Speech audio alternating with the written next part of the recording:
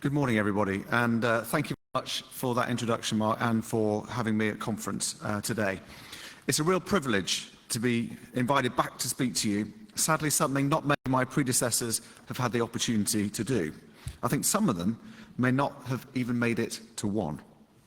But it's telling that I'm already the 5th longest serving prison minister in the last 20 years, and in about 8 weeks, I'll be the 3rd. I'm sure some of my predecessors were doing such a good job that their expertise was needed elsewhere. Some were victims of timing, circumstance, and the tidal politics we've experienced in the last few years. And some, well, you probably know better than I do. But I want to stay in this job as long as I am needed.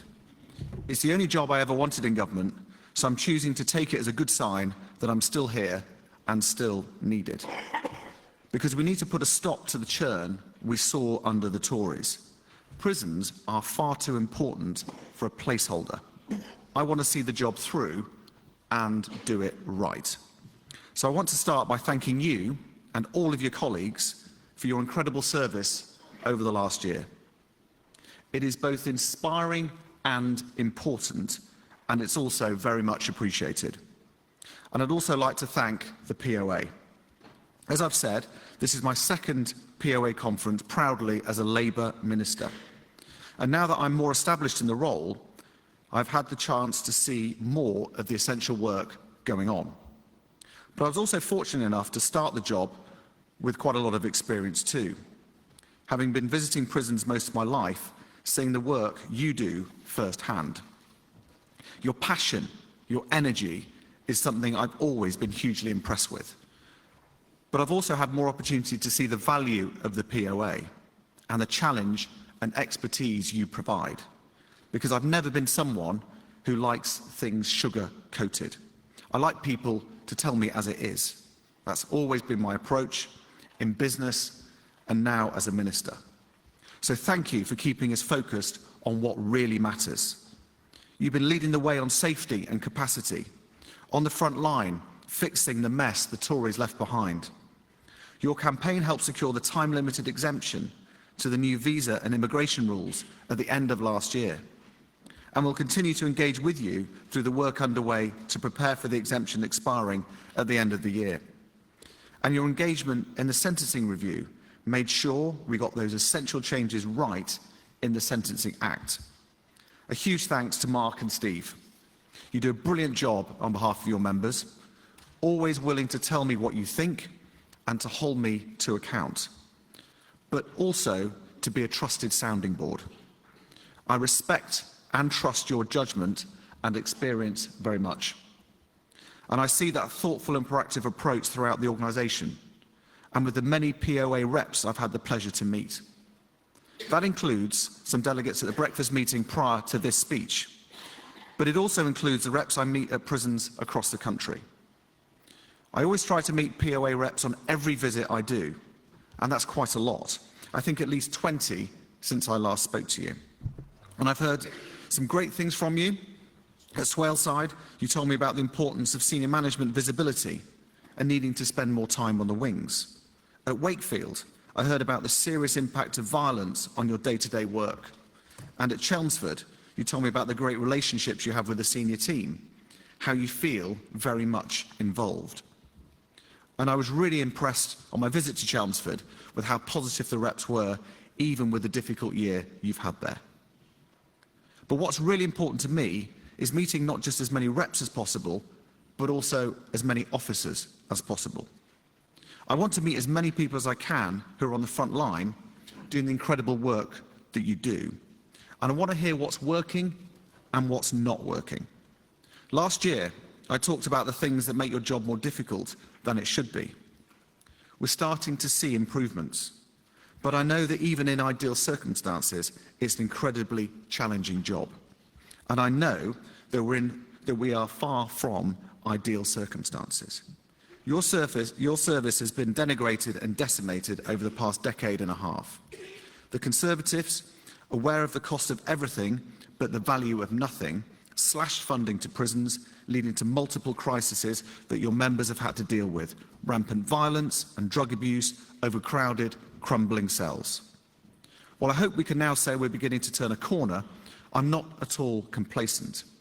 I know it's been another year of significant capacity challenges. But it's also the case that the vast majority of prisons are seeing improvements or even significant improvements. In the last 9 published HMIP reports, all from inspections in the last 6 months, the overall picture is encouraging. There have been more improvements than declines, and particularly strong progress in purposeful activity. And there are a few standouts. Exeter, for example, improved in every category. But I know many problems still remain, particularly in the long-term and high-secure estate. So we will do all we can to make sure every prison is working well. Performance really matters to me. I'm a competitive person. I want you to be working with and in prisons that are successful. And I know it can be a challenge when that's not the case. Urgent notifications are really difficult and not where we should be. But it's important to remember that a UN highlights significant issues, but it also triggers support. It gets everyone working together to get the prison back to where it needs to be. And as hard as it can be, it is also marking a turning point, a chance to reset and make sure you have everything you need to turn things round. For example, we've seen the help provided to prisons such as Manchester and Swaleside make a real difference. But even so, a UN can be bruising. So I also want to be clear that it doesn't reflect on you. If anything, it means you have been let down. It's nothing to do with you not working hard enough or not showing enough dedication. It doesn't mean you aren't doing an amazing job.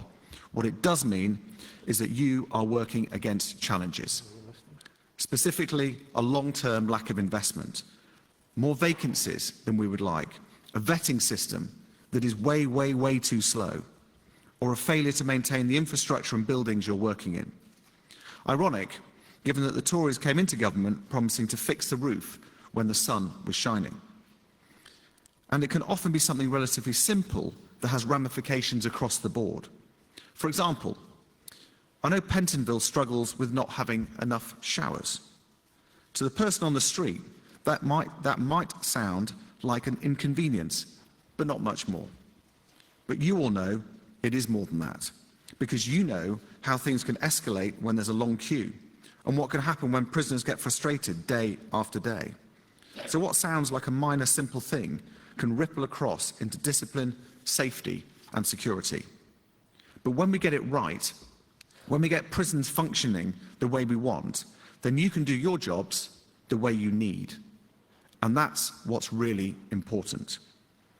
You can go from firefighting and just trying to get through the day to focusing on safety, on rehabilitation, and on changing lives.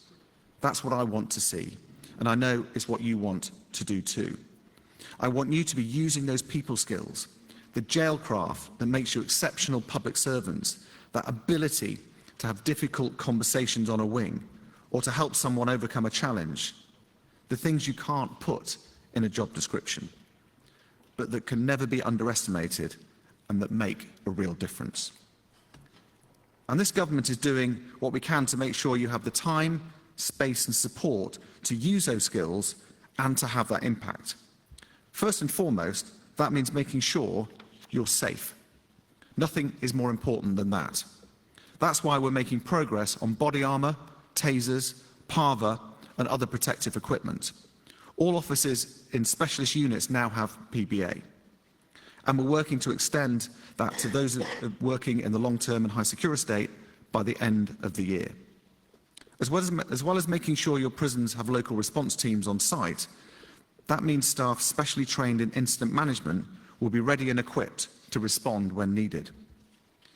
It's why we're investing more in dogs, who play a crucial role in keeping our prisons safe and secure and preventing contraband from fueling more crime. Some of you may even have seen some of them doing so well at Crufts a couple of months ago. Congratulations to Luke Wickenden and Charlotte Constable for your fantastic leadership, and to John Farrer and Joe Piddu for an exceptional display. It's why we continue to back the Rademacher Review, why we accepted all the recommendations, and why we're working on proper cultural change. I know there's been welcome progress, but there's still a lot more to do. We expect everyone in our organisation to be respected. It comes down to values, culture and standards. It's why we're making sure you are protected from harassment and unfair work practices through the Workers' Protection Act and the Employment Rights Act. It's why we're doing more on security, for example with drone prevention grills and wires at Long Larton, Wood Hill, Garth and Swaleside, and have ambition to do a lot more.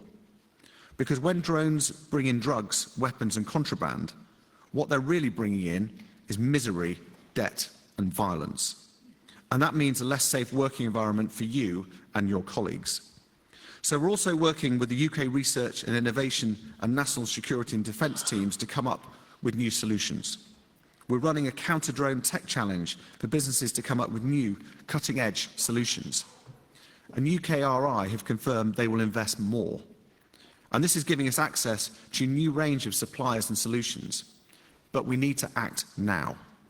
So HMPPS has also set up the Counter-Drone Task Force.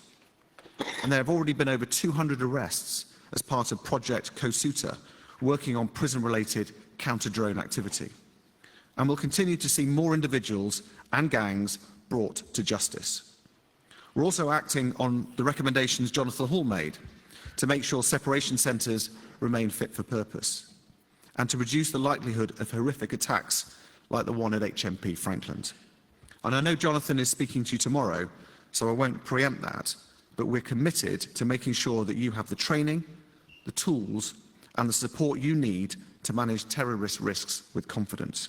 And finally, I want to make sure nobody loses their life just for doing their job.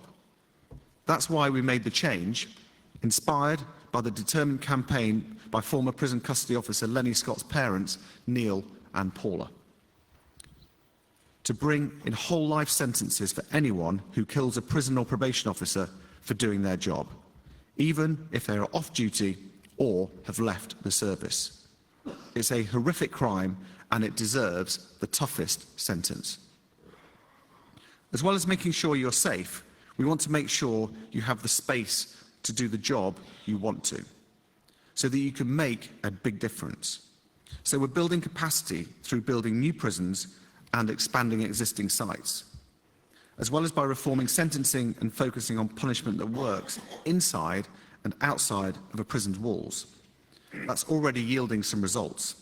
We're currently more than 3,000 places below maximum capacity. There's a long way to go, but that means we can start, for the first time in years, to think about how we can use that little bit of breathing room to improve standards. We're also investing in new technologies and infrastructure to make your lives easier. Schemes like Launchpad and Coracle, of course, but also tech that fits in and around the work you do every day. We want to see less notepaper and more tablets. We want more integration between courts, prisons, probation, and all the other parts of the justice system, not least through the new Justice ID system, providing a single digital identity for every prisoner who enters the system. And we want digital prisons with tech there to simplify processes and speed up the admin. Of course, a big part of that comes off the back of releases in error and the Dame Lynn Owens review. We're speeding up the introduction of new digital tools that will support reception and release, reduce duplication, and give you and your colleagues more confidence. Combined with ongoing work to boost recruitment, fix vetting, and bring down sickness rates, these measures will help to make sure you can just focus on doing your job. We also want to make sure you're working with people you can genuinely help. And that means diverting some people away from prison in the first place. We've already taken significant action on this, including through the presumption against short sentences in the Sentencing Act. And we're backing that up by investing 700 million extra in probation. That's a 45% increase. Because there's no point in fixing prisons if probation isn't working. They're two sides of the same coin. And we need both sides working with the people they could help most to reduce reoffending and protect the public. But I also want to take this opportunity to highlight the work of the Women's Justice Board. I mentioned it last year when it had just been established, but has since published its report with recommendations for reducing the number of women going to prison. Because most women in prisons are victims themselves. 68% have suffered domestic abuse, and it is estimated more than half have experienced traumatic brain injuries. I believe for many female offenders, prison is not the right answer. And we're now considering the Women's Justice Board's recommendations to find better answers. Alongside this, we've also announced an extra £10 million for women's community services over the next 3 years, bringing total funding to almost £32 million. This will help to make sure vulnerable women can access specialist community-based support that helps divert them away from the criminal justice system in the first place. We also want to make sure you have the support to deal with addiction. If we don't, reoffending will always remain far too high. AA and NA have a big role here, and I'd like to see them in every prison every week. And there's a need for gambling support too, giving you the expert advice you need to change your life. I know Scrubs have done some great work to tackle addiction and support recovery, driven by a dedicated drug strategy lead, by adopting a whole prison approach to drugs, and by expanding their ISFL to give more support to prisoners trying to live a drug-free life. As well as the space and support you need, we want to make sure you have the skills and training to be the best you can be. We're investing in you and in multi-skilling all staff across the estate. The Enable programme is already improving training and providing longer initial support and induction. The pilots are already showing real promise. At Pentonville, they've been testing local delivery of foundation training. At Cardiff, Lancaster Farms and Downview, all officers with less than 2 years' experience are getting support to build their capacity and confidence. And in the London region, we're trialling protected learning days for officers.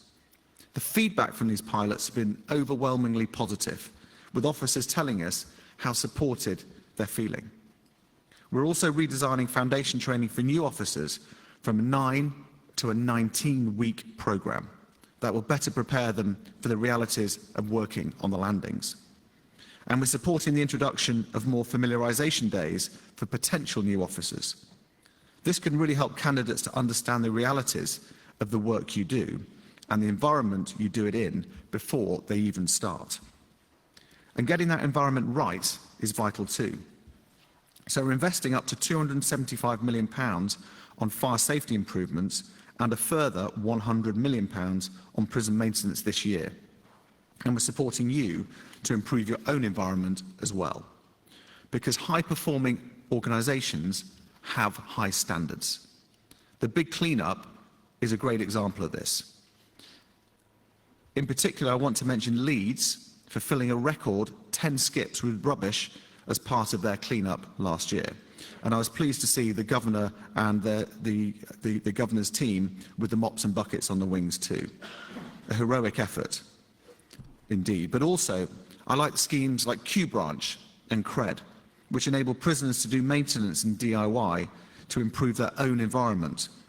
And this helps improve the places you work and supports prisoners to develop new skills, take pride in their surroundings, and become more likely to turn a corner. As I said before, high-performing organisations have high standards. These schemes are also a great example of the sort of flexibility and autonomy I want to see more prisons using. We want to enable and encourage you to use your professional experience and judgment to make the biggest difference. For instance, I'm really impressed by the open prison regime at Hatfield. During the day, there's basically nobody there because they're all out working. Getting into good routines, learning new skills, and getting ready for life after release. So I'd like to see an increase in properly managed Rottle. In prisoner involvement, helping with education, in the library, in the kitchen, or even part of rehab by using their own experience. And in many other ways, you can help turn lives around and protect the public. Let me finish by thanking you again for the invitation. I hope you'll have me back next year for what I believe would be a record third appearance for a prisons minister. I hope I'll be able to report on growing capacity, a safer work environment, more recruitment, investment in our experienced staff, and a better picture overall. Because we're already seeing a lot of signs of improvement, breathing room into capacity. Inspection results very much going in the right direction. 12 prisons are now rated as outstanding on the performance tool dashboard. An improving trend in Ofsted inspections, recognising the work to improve education. And more progress on expansion, including at Welland Oaks, which is on track and will, of course, be publicly run. I look forward to meeting the POA reps when it opens. So best wishes for the rest of the conference. I know you've got some great speakers coming up, including Michelle Jarman-Howe and Jonathan Hall, Beverly Wall, who hosted me in Northern Ireland last October, and Alice Foyle from Broadmoor Hospital, which I had the privilege of visiting in March. I look forward to hearing all about it. And as I said last year, we know we can't fix the system without your support. So thank you again for everything you do. It is a privilege to do this job, and it is a privilege to be invited here today. Thank you very much.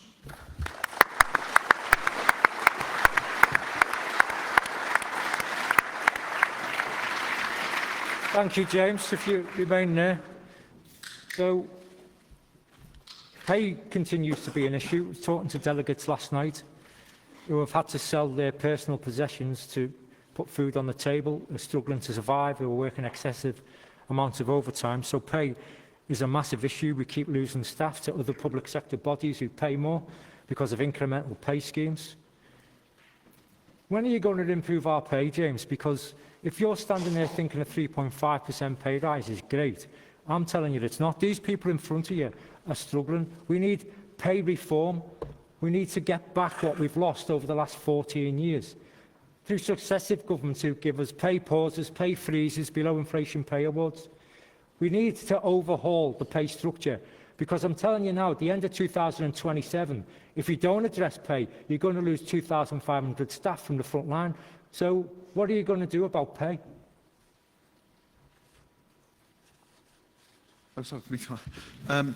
Well, as you know, there's a pretty well we have a pretty good structure that works out the pay, and POA and myself are involved, and lots of other people are involved in that.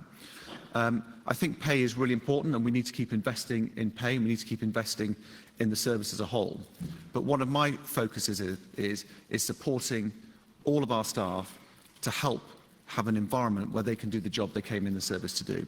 And what I hope will happen by the time I've finally finished this role is we can all look back and say, yes, we've got the investment in buildings, we've got the investment in technology, we've got the investment in staffing, we've got the investment in training, we've got the investment in development, but also we're working within a structure that's more stable. We need to have much more solid foundations, and that is about the resilience of the organisation. And one of the things I look at as what is very important to me is retention. We want people to want to come to work, to be inspired to come to work, feel safe at work. And so I hope that all the things that we're doing will contribute to the fact that people will feel that they are coming into work to do the job they came to do, and to do it well. James, I know you've been told not to answer any sticky questions as your role as Prisons Minister. I know Darth Starmer and his stormtroopers have ordered you not to answer questions, but I'm part of the Rebel Alliance and I really don't give a stuff about Keir Starmer. He won't be around much longer anyway, so why should you care? So,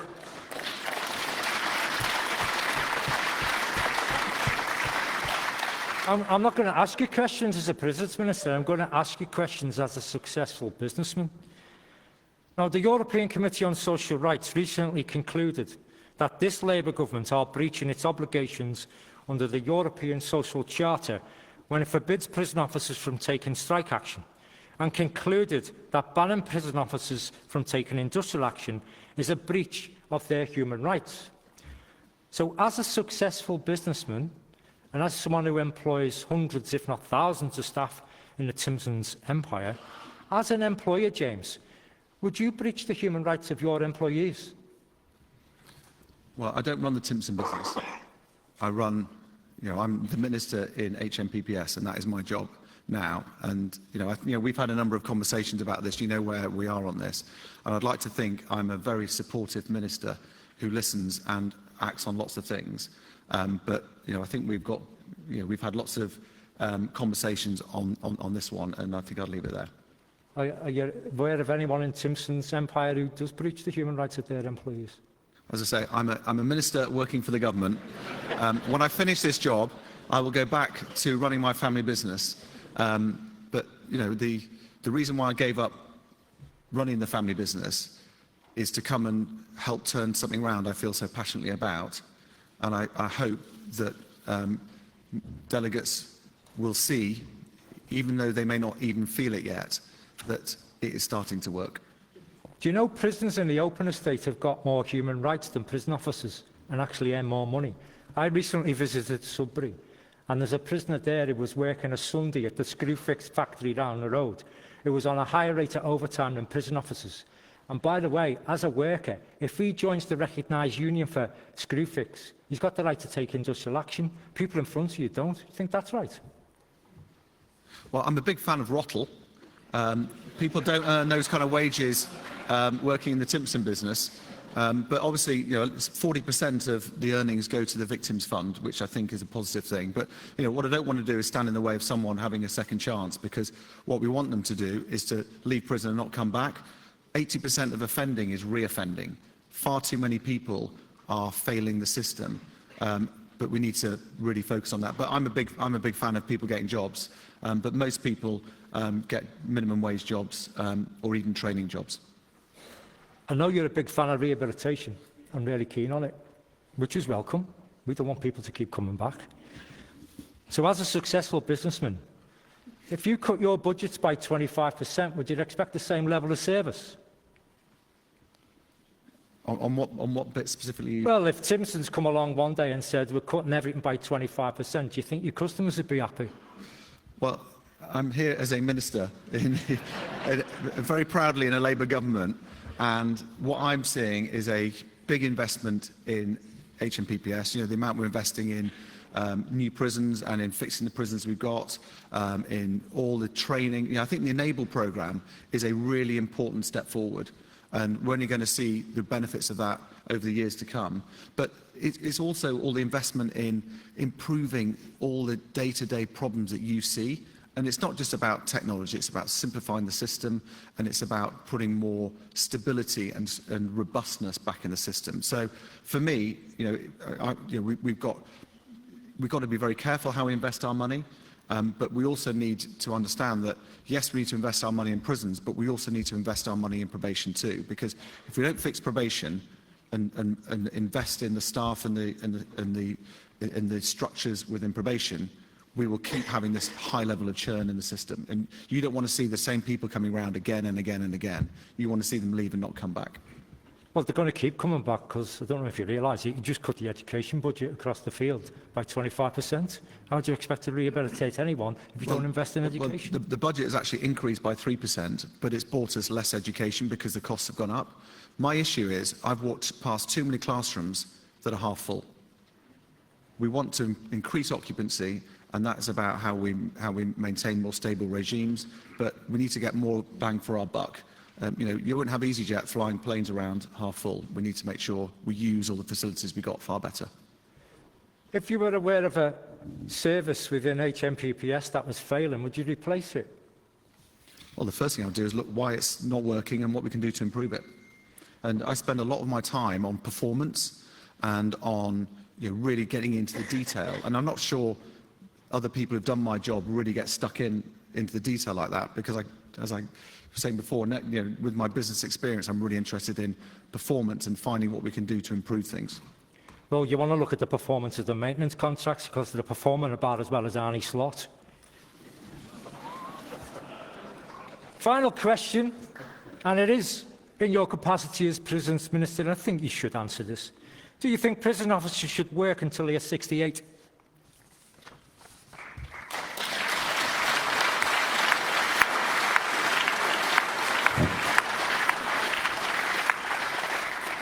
Well, again, we've had a number of conversations with this. I think interesting before in our meeting before, when I was talking with colleagues, one of the colleagues was 67, My dad is 83, and since I've been doing this job, he's had to go back to work every day, but he doesn't, I wouldn't say he's that pleased about it.